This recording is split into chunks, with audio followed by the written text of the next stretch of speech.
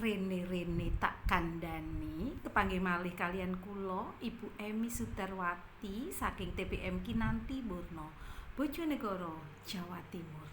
Ing kalodhangan iki kula badhe maca salah setunggaling dongeng saking buku Sinau Karakter Lumantar Dongeng. Ingkang kula waca inggih menika kanthi irah-irahan Lili Kangen Ibu.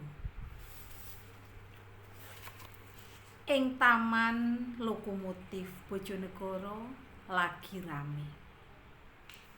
Krana tukang jaga taman ngethoki kembang lili kang wis dianggep tuwa. Sabanjure dheweke nggawa kembang-kembang mau nganggo trek uwo. Embuh ing ngendi bapak mau nggawa ibune Lili? Baby Lili mung bisa ndeleng saka kadohan. Atine susah banget. Dheweke keweden urip dhewekan ing taman iku. Ibu, Lili nderek ibu. Ing ngendi wong-wong iku nggawa ibuku? Bengoke Baby Lili kanthi swara banter banget. Ananging tukang jaga taman iku ora gagas. Dheweke terus wae nggawa ibune Lili ngadoh. Nganti Baby Lili ora bisa ndeleng maneh. Dina-dina diliwati Baby Lili amung dhewekan. Ujug-ujug awake panas. Dheweke rumangsa klaran. Aduh. Rintihe. Awak cilik mrengil iku wiwit alum. Awakmu kena ngopo, Lili?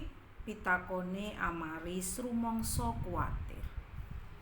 Dheweke ndeleng Lili cilik wiwit lemes lan godhonge alum.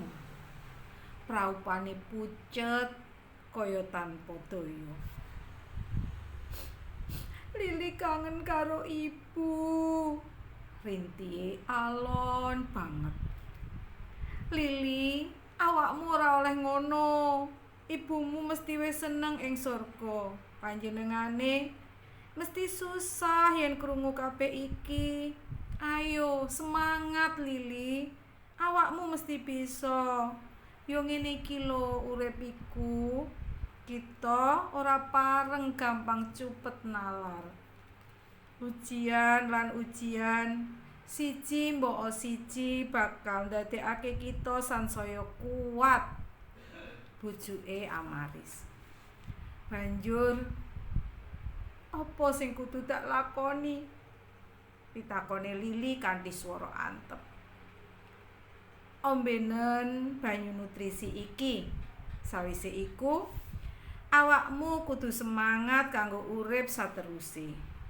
Nerusake perjuangane ibumu, ujare Amaris kanthi swara semangat makantar-kantar.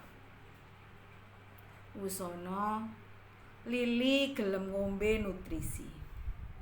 Sithik mbok sithik awake bali sehat.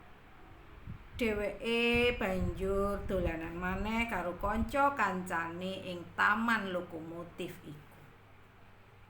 Saiki Baby Lili wis tukul ngembaka dadi kembang lili dewasa kang edi. Ora mung kuwi, pranyata Lili uga apik atine lan sumeh tur grapyak nyemanak marang sapa wae. Wernane kang endah tansah narik kawigatene kewan-kewan ing sakiwa tengene taman. Akeh banget tawon lan kumbang kang lunga teka kerep nyedhaki. Mangkono dongeng kanthi irah-irahan Lili Kangen Ibu, salah setunggaling dongeng saking buku Sinau Karakter Lumantar Dongeng. Matur nuwun kanthi kawigatosanipun kepanggih malih wonten ing dongeng salajengipun. Nuwun.